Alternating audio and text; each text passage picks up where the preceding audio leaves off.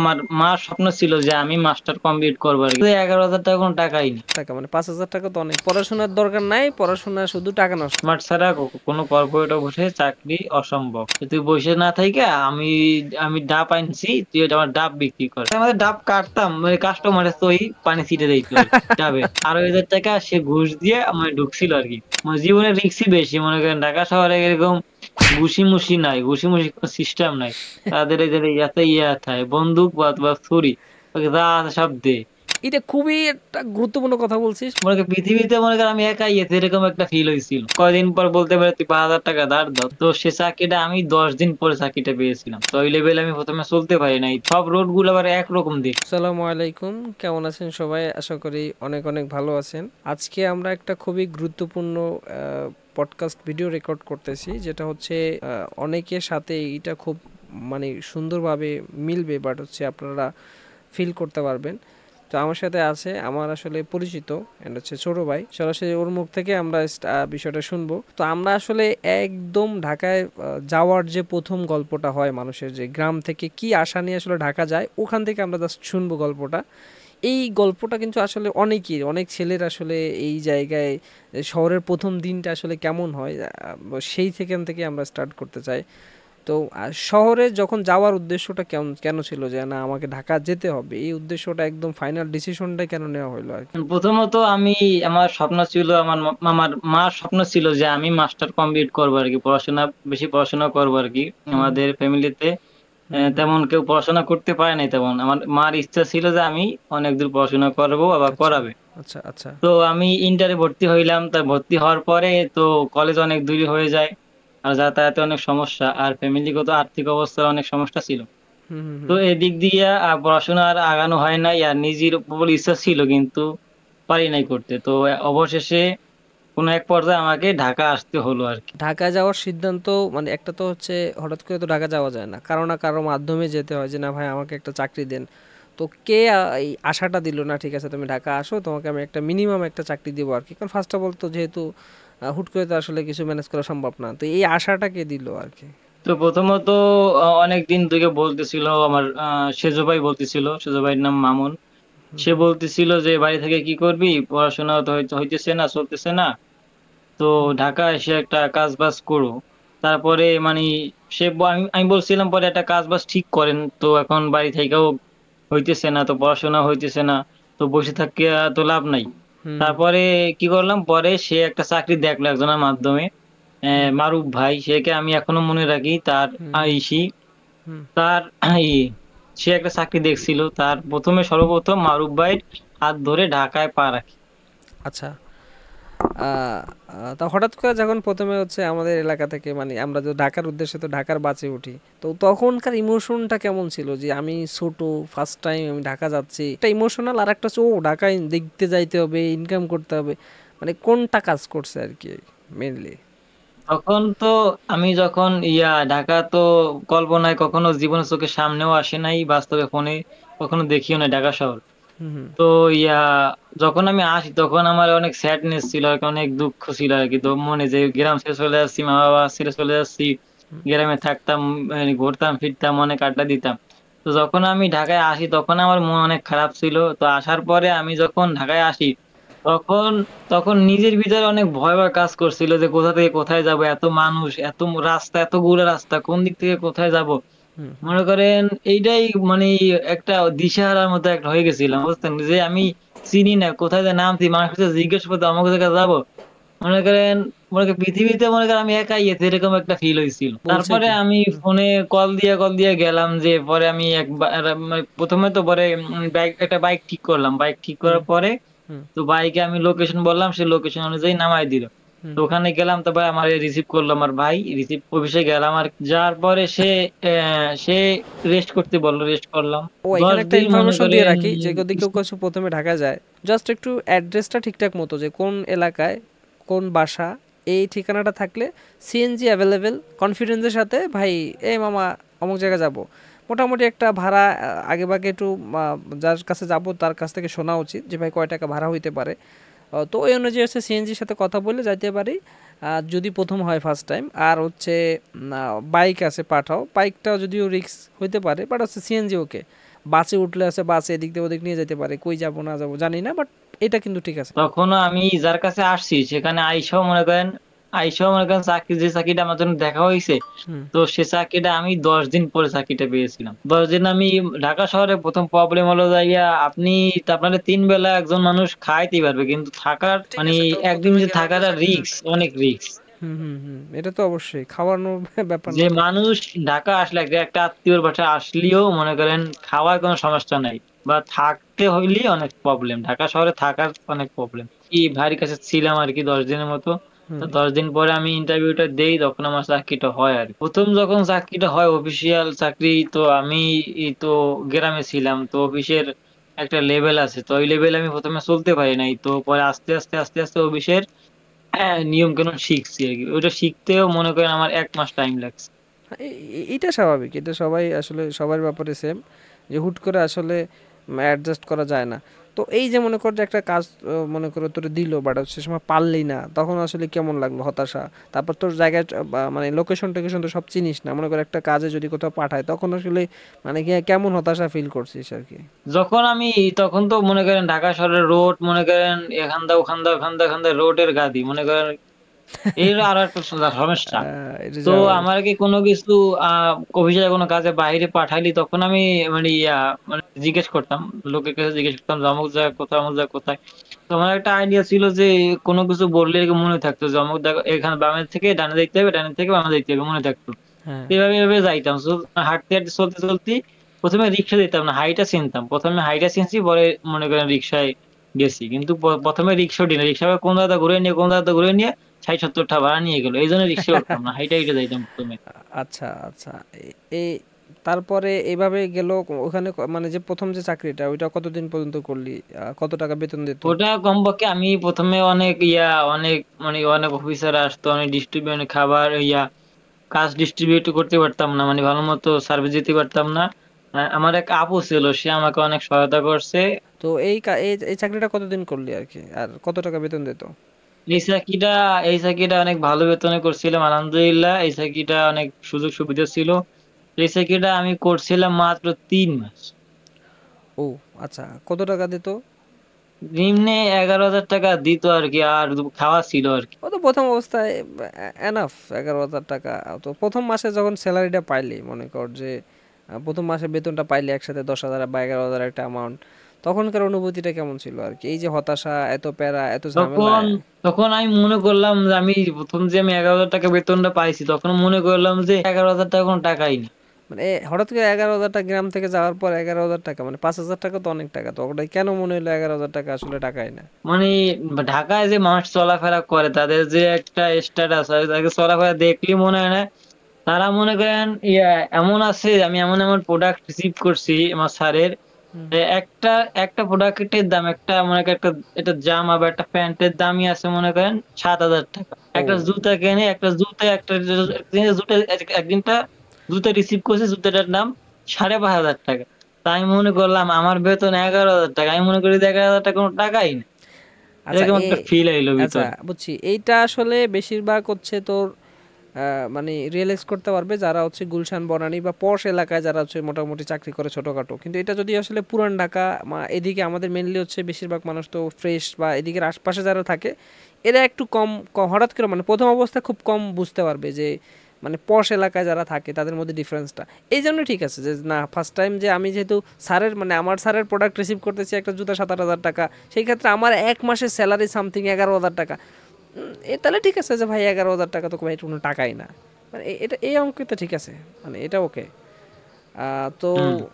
এর পরবর্তীতে আসলে যে 3 মাস ওখানে থাকার পরবর্তীতে তারপরে কি করলে আর কি, মানে হঠাৎ করে চাকরিটা ক্লোজ কেন হলো ওইটা? 3 মাস থাকার পরে মানে কোম্পানি এমনি ব্যান হয়ে গেছে, বাদ হয়ে গেছে ওই সময় অনেক কোম্পানি বাদ হয়ে গেছে, অনেক অনেক টাকা মনে করে কোম্পানি লোন নিছিল, তো ব্যাংকের থেকে, তো পরে অফিসটা বন্ধ করে দেয় আর কি, কোম্পানিটা ও বন্ধ করে দেয়। তো বন্ধ করার পরে আমি বাসায় চলে আসি। চলে আসার পরে তখন আমি কি করি, তখন বাসায় আজকে 1-2 মাস বসা থাকি আর কি। আচ্ছা। তারপরে আবার একটা চাকরির নিউজ আসে, তো এক ভাইয়ের মাধ্যমে, ঢাকা, আমি কলকাতায় ছিলাম, তো এক মাধ্যমে চাকরির নিউজ আসে, তো আমি, সে বলে ঢাকা আসো চাকরি হয়ে যাবে। হুম তো হুম। ওখানে আসলাম, আসার পরে উনি আমাকে নিবে, আমি গেলাম, পরে আমাকে বলে যে একটা লোক নিয়ে নিতে হবে, তোমাকে নেওয়া হবে না। তো হুম ওখানে আবার ২,৫০০ সে ঘুষ দিয়ে আমার ঢুকছিল আরকি। তখন আমি ওই চাকরিটা পাই না। না পাওয়ার কারণে আবার আমাকে বসে থাকতে হয়। তো বসে থাকার পর ওখানে তো তেমন পরিচিত কেউ ছিল না। ওখানটার নামটা হলো নিকাতন, ঢাকা হুম হুম ১২-১২। হুম হুম তো হুম। আমি আফজাল ভাই আমার অনেক হেল্প করছে। আফজাল ভাই অনেক ভালো মানুষ। তো সে আল্লাহ তাআলা তাকে দীর্ঘজীবী করুক। তো আমি তার কাছে ১ম এ থাকি আরকি। তো চাকরি পাই নাই। মনে করেন ৫-৬ দিন হয়ে গেছে। তা কি করব? পরে ভাই একটা কাজ দেখাই দিল আমার আরকি। বসকে থাকবো, বাড়ি চলে যাবো। কতগুলো টাকা দিয়ে আসছি। তুই বসে না থাইকা আমি আমি ডাব আনছি, তুই এটা আমার ডাব বিক্রি কর। তো ডাব বিক্রি করতাম আমি মনে করেন ঢাকা শহরে আইসা ডাব বিক্রি করছি মনে করেন ইয়া আমি ডাব কাটতে পারি না কিন্তু এরকম মাঝে মাঝে ডাব কাটতাম মানে কাস্টমারের সই পানি ছিটে দিত আর কি ডাবের। ডাবটা আমি গুলশান নিকেতন এলাকায় বিক্রি করছি বেশি পার্কের সামনে ডাক্তার ফজলে রাব্বি পার্কের সামনে।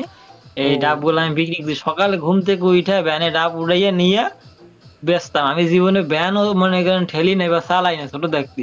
আচ্ছা। তো ওই ভ্যান লইয়া সকালবেলা যাইতাম, সকালবেলা খাওয়া-দাওয়া কইরা হ্যাঁ যাইতাম হ্যাঁ ডাব বিক্রি করতে। পার্কের সামনে ব্যায়াম করতে আসতো লোকজন। তো আচ্ছা। আমার কাছ থেকে ডাব কিনতো আরকি। আমি ভালোমতো কাটতেও পারতাম না। তো ও মোটামুটি আবার কয়দিন মনে করেন ৭-৮ দিন এরকম চললো। রোজে মনে করেন এখান থেকে ওখানে যাও, ওখান থেকে ওখানে যাও অনেক আচ্ছা। আবার তার ডাব আসতো খাওয়ার পর আবার ডাব রাত্রে আনা লাগবে। ডাব বিক্রি করার পরে আবার যে চাকরিটার জন্য আমি আসছিলাম সেই চাকরিটার লোকটা কি করছে?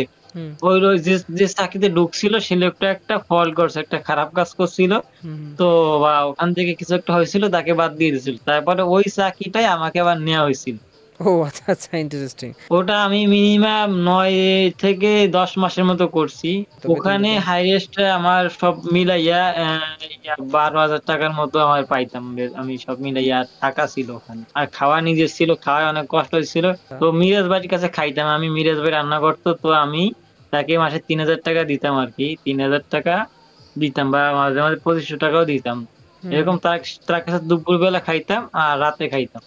সকালে মাঝে, মাঝে যদি কিছু থাকতো তাইলে খাইতাম। এই ও হলো খাওয়ার রুটিন ছিল আর থাকতাম আরকি আমার যেখানে আমি কাজ করতাম ওখানেই থাকতাম। এটা তো তো ধর হচ্ছে এই এই মোট কতদিন হইলো আর কি, মানে এই টোটাল চাকরি আর কি? এইদিনে আগে ওইজন্য ওইটা ৩ মাস ৩ আর এখানে আমি মনে করেন ১১ থেকে ১০ মাস। এই মোটামুটি হচ্ছে তোর এক বছর, এক বছর হচ্ছে প্লাস তো।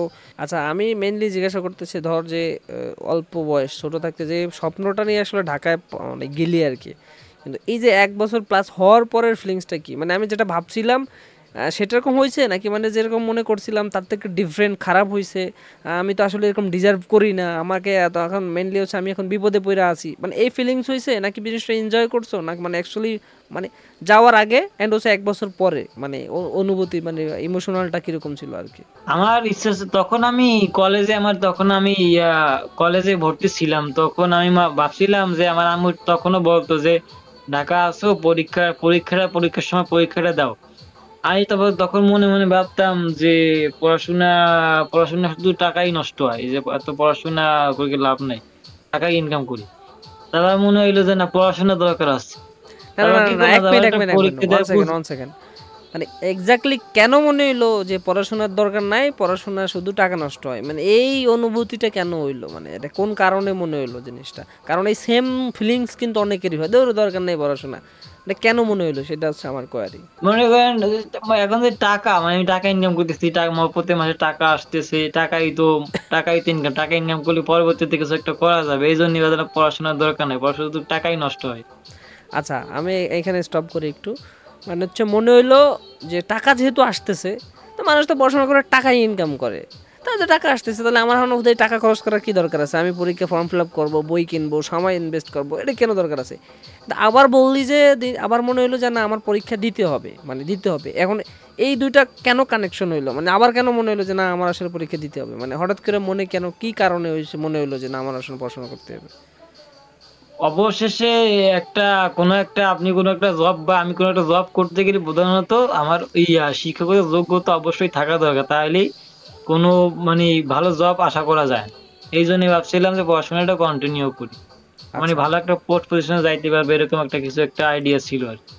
বুঝতে পারছি। মানে হচ্ছে ধর এই আমি যেটা একটু ইয়া করি, সামারি করি সেটা হচ্ছে যে পড়াশোনাটা যখন মনে হলো যে না আসলে পড়াশোনা ছাড়া তো মানে ভালো একটা চাকরিতে গেলেও আমাকে তো আসলে মোটামুটি একটা সিভি দিতে হবে যে ভাই না আপনি এইচএসসি কমপ্লিট করছেন অথবা গ্রাজুয়েশন কমপ্লিট করছেন। তো এই ক্ষেত্রে আবার মনে হলো না পড়াশোনা তো ভাই করা দরকার। কিন্তু এখন যারা মনে কর তোর মতো বয়সে ঢাকা যাওয়ার আগে যারা থিঙ্কিং করতেছে বা মোটামুটি এসএসসি শেষ করছে, তার এখন অপশন আছে, মানে হাতে অপশন আছে পড়াশোনা করার। এখন কি সে পড়াশোনা করবে নাকি তোর মতো টাকা ইনকাম করতে যাবে, মানে তার অপশন আছে, আমি বুঝিস, মানে তার অপশন আছে পড়াশোনা করার। এখন কি সে পড়াশোনা করবে নাকি হচ্ছে তোর ইনকাম করতে চলে যাবে, মানে সেটা কি করবে? অবশ্যই তার পড়াশোনার পাশাপাশি তার ইনকাম যদি করতে পারে, তার পড়াশোনা অবশ্যই চালিয়ে যাওয়া উচিত। যদি এসএসসি টু ইন্টার এই সময় আসলে টাকাটা খুব ভালো না, মানে এই সময় টাকা আসাটাই একদম বাজে।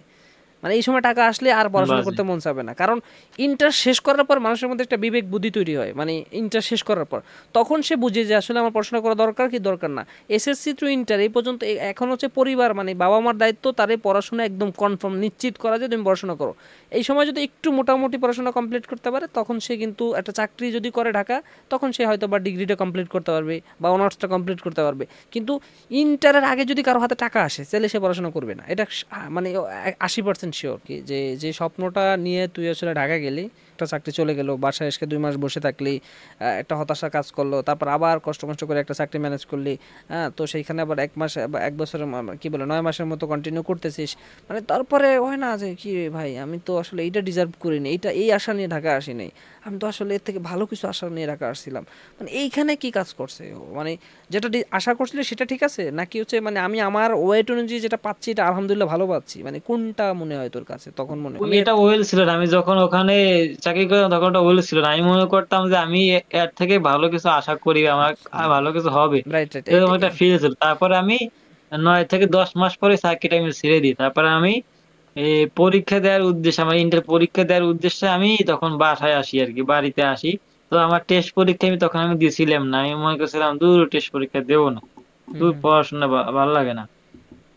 ওইরকম গাফলিতে, নিজের গাফলিতে হইয়া পরীক্ষাটা দেওয়া হয় নাই আর কি। পরে হুম হুম হুম পরে আমি এবার কি করতে গেলাম, পরে কলেজে যখন পরীক্ষা দেবো বা চাকরি ছেড়ে চলে আসছে আর কি, হুম পরীক্ষা পড়াশোনা দিয়ে ফোকাস দিচ্ছি। হুম হুম হুম পরে আমি গেলাম কলেজে যোগাযোগ করলাম বা গেলাম, পরে ফর্ম ফিল আপ করবো আর কি। তখন যাওয়ার পরে তো ফর্ম ফিল আপ করতে যাওয়ার পরে যে এক অধ্যক্ষ প্রিন্সিপালের সাথে দেখা করি, দেখা করার পর বলে তুমি পরীক্ষা দাও নাই, এই টেস্ট পরীক্ষা দাও নাই, তো এখন পরীক্ষাও দিতে পারবে না। তো আমার আবার একটু মেজাজ গরম ছিল, ওই আমার সময় মন থেকে আর কি পড়ালেখাটা আমি উঠে গেছে। বুঝছি। তো এখন এখানে খুব একটা গুরুত্বপূর্ণ পয়েন্ট মানে আছে, এটা কি বলবো, এটা আসলে এটা খুব দুঃখজনক বিষয়। যেমন হচ্ছে আমাকে তো এখন ভাই স্বাভাবিক রুলস হচ্ছে যে ভাই আমাকে ফাইনাল এক্সাম দিতে হবে না, প্রি টেস্ট দিতে হবে না, টেস্ট দিতে হবে, দুইটা যদি না দিই তাহলে আমাকে সে কেন নেবে? যাই হোক, কিন্তু আমার কথা হচ্ছে যে এখানে ওই যে বললাম না এসএসসি টু ইন্টার এই দুইটা মাঝখানে যদি কেউ গ্যাপ একবার মারে তাহলে আসলে আর পড়াশোনা হয় না আর কি। কিন্তু সুমন কিন্তু খুব না, আশা নিয়ে সম্ভব আসছিল, তার সত্যি আর শুরু করতে পারে না। কিন্তু খুব আশা নিয়ে আসছিল যে আমাকে মিনিমাম হচ্ছে ইন্টারটা কমপ্লিট করতে হবে। কেন এই আশাটা নিয়ে আসছিল, কেন এই সময় মানে মোটামুটি টাকা ইনকাম করার পরে চাকরি ছাইরা কেন পড়াশোনা করতে আসছে, এটার একমাত্র রিজন হচ্ছে ভাই আমি যদি কোনো একটা অফিসে সিভি দিই, আমার সেখানে তো মোটামুটি আমার এইচএসসি আমি উত্তীর্ণ হয়েছি বা পাশ করছি এই লেখাটুকু যদি আমি না দিই আমি আসলে কোন মানে কি বলবো, মানে সেখানে যে আমি আসলে কি বলবো, মানে এই এই এই হতাশা থেকে আই থিঙ্ক যে ও আবার পড়াশোনায় ব্যাক করতেছিল, রাইট? রাইট। আমি ভাবছিলাম যে আমি যে পজিশনে আছি তার তার একটা ভালো একটা সার্টিফিকেট দিতে পেরে তাহলে আমার পোস্ট পজিশনটা উপরে যাবে, এই সঠিক জন্য সঠিক ভাবছিলাম সঠিক সঠিক। পড়াশোনা দরকার। এই জিনিসটা হচ্ছে এই মেসেজটা সবাইকে রিসিভ করা উচিত যে ভাই যারা হচ্ছে এসএসসিতে ইন্টার বা এই মুহূর্তে জবে না দেওয়া উচিত। হ্যাঁ তোমার কাছে টাকা নেই বা ওয়েল একটু কষ্ট করে চলতে হবে, কারণ ইন্টার বা এসএসসি পড়ার পরে পকেটে টাকা দরকার হয়, ফ্যামিলি দিতে পারতেছে না, বাট ভাই পড়াশোনাটা কন্টিনিউ করে যদি তুমি যাইতে পারো ঢাকার শহরে অন্তত মিনিমাম ইন্টার পর্যন্ত মিনিমাম, তাইলে তুমি ধরো যেটা ডিজার্ভ করতেছো বা যেটা পাচ্ছ তার থেকে একটু ভালো কিছু পাবা। বাট তুমি যদি এটা না করতে পারো, এই যে মোটামুটি 2 বছর কষ্ট করে যদি তুমি এটা মানে হ্যান্ডেল করতে না পারো, তাইলে ভাই হচ্ছে তোমার জন্য দুঃখ, কারণ হচ্ছে তারপর থেকে তুমি আর এটা না পড়াশোনা করতে পারবা না ওইখানে যে ভালো কিছু করতে পারবা। মানে বিষয়টা কিন্তু খুবই কঠিন একটা বিষয়, এই মেসেজটা মানে একদম মেমোরিতে সেভ করে রাখো যারা হচ্ছে আমার জুনিয়র দেখতেছো, এটা খুবই ইম্পর্টেন্ট কিন্তু। আর এই ভিডিওটা যদি শেয়ার করে দেওয়া যায় তাহলে তো আরো ভালো। তারপরে তো আমি কি করতে পারি, তো বাড়ি কয়দিন ঘোরাফেরা করলাম, বেকার, পকেটে টাকা নাই। তারপরে কি, তারপর আবার চাকরি খোঁজা শুরু করছি। তারপর শুরু করার পর আমি একটা চাকরি খোঁজ পাই। চাকরিটা আমি প্রায় 1 বছর 1 মাস করছি। যাক চাকরি পাওয়ার ইন পরে রাখ। কিন্তু আবার আবার চাকরি কেন ছেড়ে দিলি? আবার চাকরি ছাড়লাম। যে এক- আমার যে কোম্পানিতে চাকরি করতাম, তো আমার 1 বছর হয়ে গেছে, কিন্তু কোনো স্যালারি ইনক্রিজ স্যালারিও হচ্ছে না। বাড়তেছে না, আর কোনো কিছুই হইতেছে না আর কি। এটা এটা আমি এটা আশা করি না, আমি এর থেকে ভালো কিছু আশা ভালো করি, এই কিছু জন্য ডিজার্ভ আমি করে, স্যালারি তারপরে দিতে আমি হবে না। আমি চাকরিটা করব না এরকম একটা সিদ্ধান্ত হয়, তো আমি পরে কোম্পানির 1 মাস জানাই, তারপরে আমি আবার একটা চাকরি খুঁজতে থাকি নিজে নিজে। আচ্ছা আচ্ছা। তো আমি আর এক ভাইয়ের মাধ্যমে আমি একটা চাকরি পাই আর কি, গুলশান 2 এ হুম হুম। ইনোস্পেস ইনপুটেক কোম্পানি, লেক্সার কোম্পানি, এটা অনেক আচ্ছা, দামি, খুব ভালো কোম্পানি। লেকচার বলতে আমরা যে তো গাইড বই আলহামদুলিল্লাহ পড়ি আমি, আর কি, পড়ছি আর কি ছোটবেলায়, ওই লেকচার হ্যাঁ, কোম্পানি। লেকচার লেকচার গাইড বই এগুলো যেগুলো পড়ি আমাদের অনলাইনেও আমাদের। আর এখানে পর আমি এখানে আমি ইন্টারভিউ সিভি জমা দিতে আমাকে একদিন ডাকে আর কি। হুম তারপরে আমি আসি, আজকে ইন্টারভিউ দেওয়ার সময় আমি 4 ঘন্টা অপেক্ষা করছিলাম। আর একদিন আমাকে 4-5 দিন পর আর একদিন ডাকলো, পরে ডাইকা আবার সিও স্যারে ইন্টারভিউ নিল আর কি। হুম হুম। ইন্টারভিউ নেওয়ার পরে আমি পরে বলছে যে আমাকে কনফার্ম করা হবে আর কি, আচ্ছা, জানানো হবে আর কি। এখানে আমি একটু হোল্ড করি, সেটা হচ্ছে যে মেনলি ধর যে তোর মতো মোটামুটি যারা লোক আছে তারা ধর যে একটু মোটামুটি একটু ঢাকা শহরে চাকরি করতে চায়, তো ইন্টারভিউ এক্স্যাক্টলি কেমন হয়, মানে এখানের ইন্টারভিউটা কেমন হয়? দেখবে যে তুমি কতটুকু স্মার্ট, এরকম দেখবে, স্মার্ট ছাড়া কোনো কর্পোরেট অফিসে চাকরি অসম্ভব। তারপরে জিজ্ঞেস করলো যে তুমি আগের চাকরি কেন ছাড়ছিলা, তো আমাদের তুমি আগে কি আগে তোমার বেতন কেমন ছিল, আগে কি কাজ করতে, কি কি এক্সপিরিয়েন্স, সব দেখছে আর কি।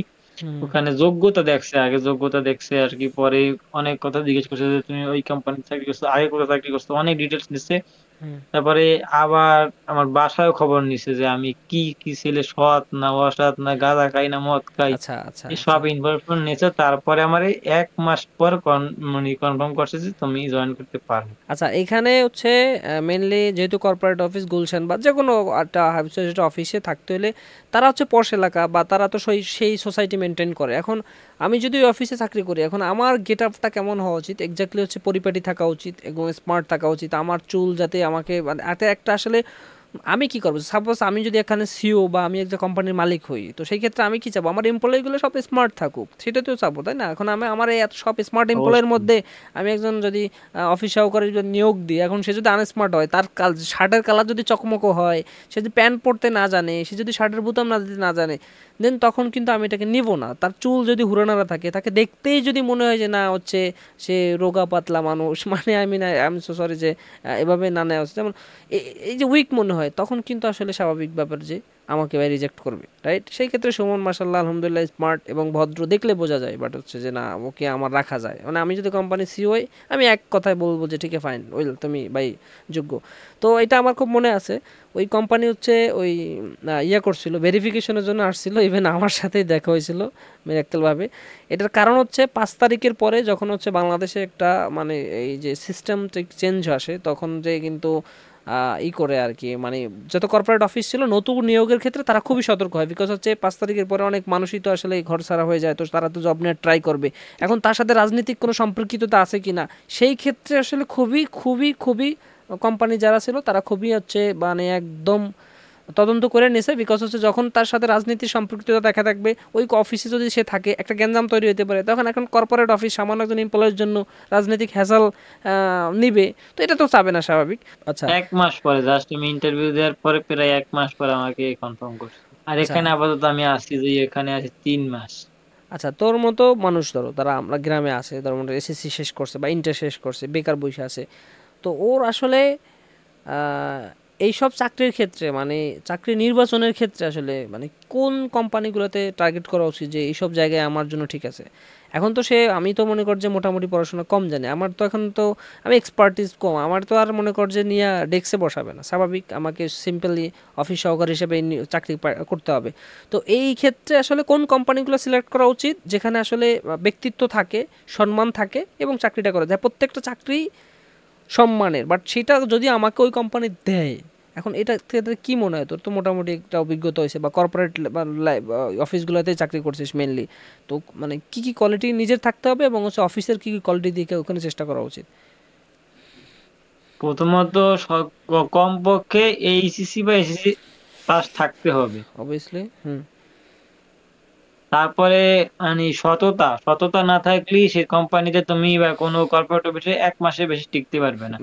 তো প্রথমে এক মিনিট এক মিনিট এক পিরিয়ড মিনিট এক মাস মিনিট, থাকে। এটা খুবই একটা গুরুত্বপূর্ণ কথা বলছিস ভাই। অনেস্ট না থাকলে, আপনি যদি নিজে মনে করেন যে ভাই আমি খুব চালাক চতুর সিস্টেম করে মেরে দিব, ভাই আপনি শিওর থাকেন ওই কোম্পানি এমনি এমনি বড় হয়নি, উনি আপনার থেকে ডাবল চালাক। পিরিয়ড মাস থাকে, আবার তোমারে দেখবে ১ মাস তুমি কি কাজ করো, দেখবে তুমি কি স্মার্টনেস, তুমি কি বুঝো কথা, তুমি কেমন ব্যবহার, তোমার কেমন, সর্বোচ্চ তোমার ব্যবহার দেখবে, তোমার ব্যবহার কেমন। তোমার ব্যবহার যদি ভালো হয়, তোমার ব্যবহারের উপর নির্ভর করে তোমার স্যালারি বেতন বাড়বে।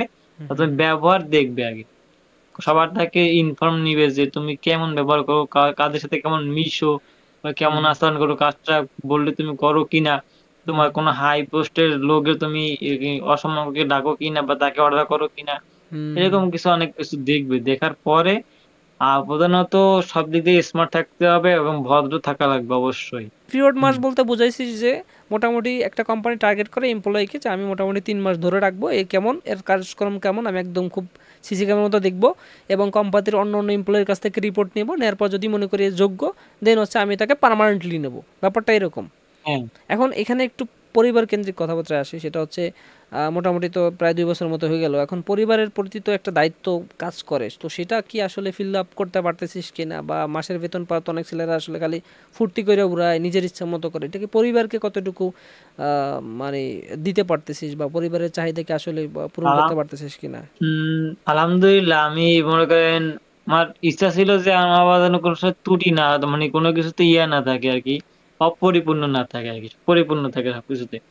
তা আমি টাকা প্রতি মাসে ধরেন যেটা বেতন পাইতাম তার থেকে আমি, মানে আমি যদি ১২,০০০ টাকা বেতন পাইতাম, সেখানে মাঝে মাঝে ৬,০০০ টাকা বাড়াইতাম, মাঝে মাঝে ৭,০০০ টাকা বাড়াইতাম এরকম। তা এটা ভালো আলহামদুলিল্লাহ। তবে আমি যতটুকু ইনকাম করবা 3 ভাগের 1 ভাগ নিজে খরচ করবা, পরিবারকে 1 ভাগ দিবা, অ্যান্ড হচ্ছে নিজের সেভ করার জন্য হচ্ছে 1 ভাগ রাখবা। তো এই শহরে টিকে থাকার জন্য আসলে কি কি পরিস্থিতি মোকাবেলা করতে হয় টাকা পয়সার দিক থেকে, বা হচ্ছে আশপাশের যেহেতু একা থাকতে হয়, তো মানে কি কি ব্যালেন্স করে থাকতে হয় আর কি, বা কি করা উচিত?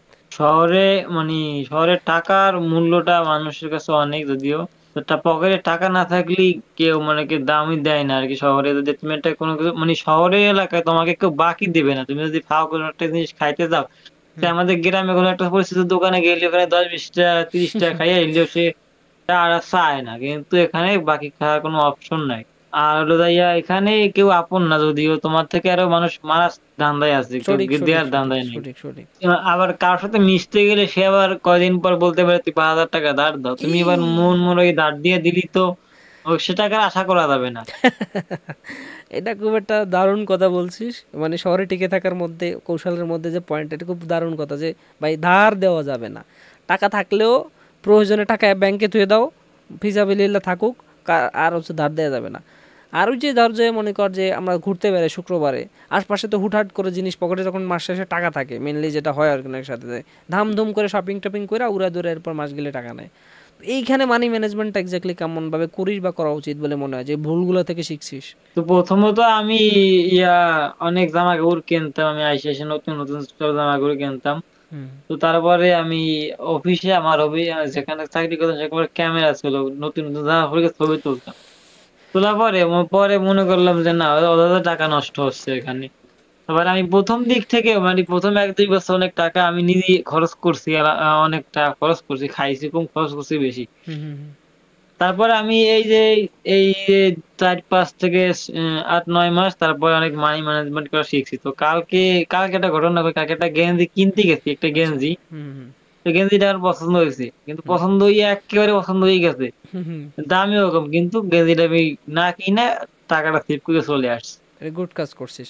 মনে করেন যে টাকাটা যে জীবনে কতটা গুরুত্বপূর্ণ, এটা মনে করেন আমি এই যে এই ৮ মাসে ৮ মাস মানে আর ওই থেকে ৩ মাস ৩ বছর পরে আমি বুঝছি টাকার মূল্যটা, যে টাকাটা মানে টাকাটা কত মানে দরকার, টাকাটা যে কত মূল্য আছে। আচ্ছা, আমরা এখানে মূল্যটা বুঝতে পারছি আমি আড়াই বছর পর। এখানে যদি আমি একটু সামারি করি, যে স্বাভাবিক যে হচ্ছে ফার্স্ট অফ অল ঢাকা যাওয়ার পরে পশ এলাকায় গেলে টাকা পয়সা যখন থাকে তখন হচ্ছে আমাদের চিন্তা ভাবনা আসে শুধু কিনবো কিনবো কিনবো, খরচ করবো। মোটামুটি 1 2 বছর মেনলি সবাই এই কাজটা করি আমরা সবাই। কিন্তু ওই 1 বছরে যদি ওই টাকাটা আমি কোনো কায়দায় কষ্ট কইরা খুব মানে সেভ করতে পারি, তখন কিন্তু আমার 1 বছরে একটা ভালো অ্যামাউন্ট হয়ে যায়। আর 1 বছরে যখন একটা ভালো অ্যামাউন্ট হয়, ওই সাথে কিন্তু টাকা যোগ হয়। আপনার যদি একটা ফিক্সড একটা অ্যামাউন্ট থাকে, ধরেন 50,000 টাকা, তখন কিন্তু আপনার টাকাটা খরচ করতে মন চাবে না, মন চাবে যে 50-এর সাথে কীভাবে 60 হওয়া যায়। বাট এই যে 50 ম্যানেজ করাটাই হচ্ছে ডিফিকাল্ট। তো এই ক্ষেত্রে আমার মনে হয় যে প্রথম অবস্থায় যাওয়ার পর চোখ নাক বন্ধ করে একদম পুরো মানে কোনো চিন্তা ভাবনা নাই, ভাই মাসে বেতন পাইছি, এই কটা খরচ করছি, বাকি খুবই স্বাভাবিকভাবে চলে আমি একটু মানিটা সেভ করব, তাহলে কিন্তু একটা ভালো অ্যামাউন্ট কিন্তু আমরা এখানে ইয়া করতে পারি। কি বলিস?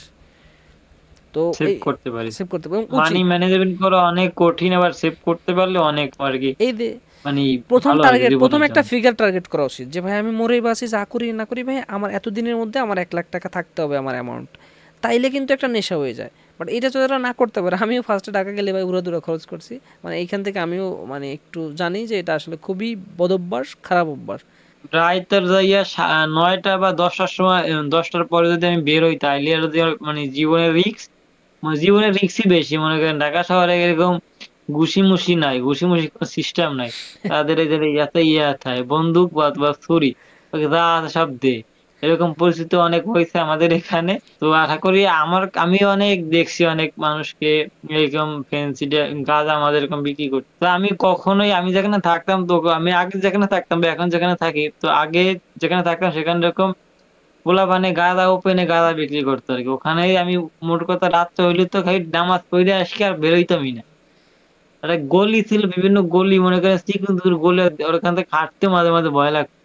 মানে আমি মাঝে মাঝে দৌড়িয়ে দৌড়িয়ে আসতাম আমি। তার মানে হচ্ছে আমার ভাই যদি আমি স্বাভাবিকভাবে থাকতে চাই, আমার সন্ধ্যার পরে একটু মানে পরিবেশ বুঝে একটু হচ্ছে কেয়ার থাকতে হবে। তুমি যদি নাই চেনো বা প্রথমত তুমি যদি নাই চেনো, তখন তোমার বের হওয়া উচিত নাই, কারোর সাথে বের হইয়া চেনা উচিত। এই যে মোটামুটি মোট যে এলাকায় থাকছিস, প্রায় ধরো 18-20 বছরের মতো বন্ধু বান্ধব হইছে, তারপর যে মনে কর যে এখন ঢাকা আসিস একা, এখন মানসিক অবস্থাটা এক্স্যাক্টলি কেমন থাকে আর কি, মানে কি মন রে কি বুঝাইতেছিস, ভিতরের একটা মন থাকে তাকে কি বুঝাইতেছিস, মানে তার সাথে কম্পিটিশনটা কেমন হচ্ছে আর কি? যখন আমার একাকিত্ব ফিল হয়, তখন আমি এখানে আবার ভালো ভালো রেস্টুরেন্ট আছে, তো ওখানে যাই কিছু একটা ট্রিট দিই নিজেরে। মাঝে মাঝে বই আছে অনেকগুলো, আমি বই সংগ্রহ করছি। আর আমাদের কিন্তু লেকচার মাঝে মাঝে হুম। আমি অনেক বই পড়ি, বই পড়ে আমি সময়টা কাটাই আর কি। না এটা ভালো, যে বই পড়ে আসলে সময় কাটানো এটা খুব ভালো অভ্যাস যদি এটা কেউ করতে পারে। তা বা এতদিন থাকার পরে এখন নেক্সট গোল কি, মানে এক্স্যাক্টলি করতে চাচ্ছ কি নেক্সট, মানে এই যে ধরো যে আগামী 5 বছর পরে বা মানে প্ল্যান কি, মানে কোনো প্ল্যান আছে যে আমি এইটা করব বা এইভাবে চিন্তা তো করতেছি আমি? একটা, তো আরো প্ল্যান আছে যে কিছু মানে টাকা মানি ম্যানেজমেন্ট করিয়া, মানি সেভ করিয়া কিছু একটা ক্যাপিটাল মানে মূলধন বানাইয়া কিছু একটা একটা বিজনেস করে একটা প্ল্যান আছে। তো গুড। চাকরি বেশি দিন করার ইচ্ছা নাই, এটা একটা বিজনেস করবে একটা প্ল্যান আছে আর কি। এটা ভালো ভালো কথা বলছিস যে মোটামুটি একটা অ্যামাউন্টে যাওয়ার পরে হচ্ছে চাকরি করা উচিত, সরি আই মিন সরি, যে ব্যবসা করা উচিত মোটামুটি একটা অ্যামাউন্ট অর্জন করার পরে। বিয়ের সাথে কি করা হয়েছে কিনা? হ্যাঁ, এটা বিয়ে শাদী এখনো করা হয় নাই, প্রসেসিং চলতেছে। কিন্তু আমি তো মনে করেন 2-3 বছর পরে আর কি ভাবার চিন্তা ভাবনা করতেছি। তো এখন তোর কাছে কি মনে হয় যে এই মুহূর্তে বিয়ে করলে কি ঠিক আছে, নাকি একটু মোটামুটি পরে বিয়ে করাটা করতে তো এখন বিয়ে করা পসিবল না, যদিও সম্ভব না করা, মানে যায় না। আরো 2-3 বছর করলে, 2-3 বছর পরে করলে ভালো হয় আর কি আমার জন্য। না না আমার কাছে এটা মনে হয় যে জানি না কথাটা কতটুকু ইয়ে হবে, আমার কাছে মনে হয় যে মোটামুটি একটা অ্যামাউন্ট যদি ব্যক্তিগতভাবে ক্যাপিটাল, যে সুমন যেটা বললো, একটা একটা একটা ক্যাপিটাল যদি নিজের হয়, যেটা দিয়ে হচ্ছে আমি যে কোনো একটা কিছু শুরু করতে পারবো। হয় হচ্ছে ঢাকা শহরে অনেক অপশন আছে, একটা বাইক কিনেও মোটামুটি সার্ভাইভ করা যায়। তার কারণ এইসব চাকরির ক্ষেত্রে তো আসলে একদম সিউরিটি নাই যে আমার এই চাকরি আজীবন করতে পারবো, ও যে কোনো সময় ঝামেলা হতে পারে, কোম্পানি ক্লোজ হয়ে যেতে পারে, বা আমার বিহেভিয়ার তাদের কাছে ভালো না লাগতে পারে, আমার থেকে ভালো অপরচুনিটি পাইতে পারে। সেই ক্ষেত্রে যে কোনো সময় আমাকে ভাই না করে দিতে পারে, তখন আমার আবার সেম অপশন হয় আমাকে বাড়িতে বসে থাকতে অবশ্যই। হবে, নাহলে সেকেন্ড কোনো জব খুঁজতে হবে, যেটা আমার পছন্দ নাও হইতে পারে। তো সেই ক্ষেত্রে যতটুকু সময় পাওয়া যায় এই সময়ের মধ্যে হচ্ছে আমাকে একটা স্মার্ট ক্যাপিটাল অর্জন করতে হবে, যেটা দিয়ে আমি সেকেন্ড কোনো একটা করতে পারবো বা ক্যাপাসিটি অর্জন করতে পারবো। এইটা হচ্ছে মূল টার্গেটে রাখা উচিত, কারণ সেকেন্ড আমাকে একটা অপশন খুঁজতে হবে যেটা আমি ব্যক্তিগত, যেমন হচ্ছে ধর যে তোর ওই বাইক বললাম, তারপর যে তুই মনে কর যে যদি ঢাকায় করতে চাস আর কি, একদম খুব শর্টকাট 1-2 লাখ টাকা দিয়ে তুই একটা বাইক কিনলে মোটামুটি সার্ভাইভ করতে পারবি। এরপর যদি তোর কাছে মোটামুটি 3-4-5 লাখ টাকা হয়, তুই বাড়িতে এসে একটা ব্যবসা বাণিজ্য করতে পারবি, জমি জমা থাকলে চাষাবাদ করতে পারবি, মানে একটা কিছু করতে পারবি। বাট তুই যদি যা ইনকাম করিস সেটাই খরচ করে ফেলিস, যা পাচ্ছিস সেটাই খাচ্ছিস, আবার এই স্টেজে এসে বিয়েটাও করে ফেলছিস, তাহলে তো আসলে মানে খুবই ডিফিকাল্ট অবস্থা হওয়ার সম্ভাবনা আছে, বাকিটা আল্লাহর আছে, নাকি বলেন? মানে একটা ভেঙে ভেঙে পড়ে গিয়ে যাওয়ার একটা অবস্থা, মানে হতাশাগ্রস্ত একটা মানে ঢুকে যা বিবাহতে এখন। ধর যে তুই মাসে 20-15 হাজার টাকা ইনকাম করিস, ধর 15 হাজার টাকা করিস, এখন তুই যদি কোনো বিয়ে শাদিটা করার পরে কিন্তু ওই ঠিক 15 হাজার টাকাই খরচ হয়ে যাবে, কিন্তু কিন্তু তখন ওই ক্যাপিটাল অর্জন হবে না, আর ওই রিস্ক নেওয়ার মানসিকতাও থাকবে না, ব্যবসা করার মতো পরিকল্পনাও করতে পারবি না, কারণ ব্যবসায় অবশ্যই রিস্ক আছে, ওখানে লস লাভ হইতে পারে, কিন্তু তুই রিস্কই নিতে পারবি না, কারণ আমার মাস গেলে 15 হাজার টাকা প্রয়োজনই মানে লাগবেই। তখন কিন্তু চাকরির নেশা থাকবেই, কারণ আমার ফিক্সড অ্যামাউন্ট না হলে আমার পরিবার চলতেছে না, তখন কিন্তু একটা এক্সট্রা মানসিক প্যারা থাকে। কিন্তু তোর কাছে যদি একটা এক্সট্রা ক্যাপিটাল থাকে, যে ভাই চাকরি, তাহলে কিন্তু তুই কমফোর্টেবলভাবে মানে চাকরিটা করতে পারবি, মানে তোর কোনো প্যারা নাই, রিস্ক নাই, ভাই আমার ভালো লাগে না চাকরি আমি করবো না। কিন্তু এই যে যখন মানুষ আটকে যায় একবার, তার সারা জীবন এই স্টেজে যায়, কারণ ওর কাছে আর কোনো অপশন থাকে না, যে ভাই আমার মানে কি বলবো, আর কোনো মানে সেকেন্ড রিস্ক নেওয়ার কোনো অপশনই থাকে না। এটা অনেকের সাথে হইতে দেখছি আর কি। তো অনেক ভালো লাগলো। তো শেষ পর্যন্ত গোলটা আমার কাছে ভালো লাগছে, যে আমার নেক্সট প্ল্যান হচ্ছে একটা বিজনেস করব বা এনিথিং কিছু করব আর কি, এটা আমার কাছে অনেক ভালো লাগছে। যাক আলহামদুলিল্লাহ, অনেক কিছু জানলাম যেটা আসলে খুবই ইফেক্টিভ হবে যারা হচ্ছে এখনও বাড়িতে বসে আছে, চিন্তা করতেছে যে আমি ঢাকায় যাব বা কিছু করব, আবার যারা স্টুডেন্ট, যাদের আসলে পড়াশোনা বাদ দিতে মন চাইতেছে বা কিছু করার দরকার, পড়াশোনা করার দরকার নেই, তাদের জন্য খুবই গুরুত্বপূর্ণ একটা এপিসোড। তো আমি চাবো যে আসলে আপনারা শেয়ার করে দিবেন, এটা ভালো। বাট নেক্সট ইনশাল্লাহ আমরা আরও অন্য কোনো বিষয়ে অন্য কোনো গেস্টের সাথে কথা বলবো। তো সবাই ভালো থাকবেন, আর আমাদের এই পডকাস্ট চ্যানেলটার সাথে থাকবেন। তো সুমন ভালো থাক, ইনশাল্লাহ আবার কোনো একটা বিষয়ে কথা হবে ইনশাল্লাহ।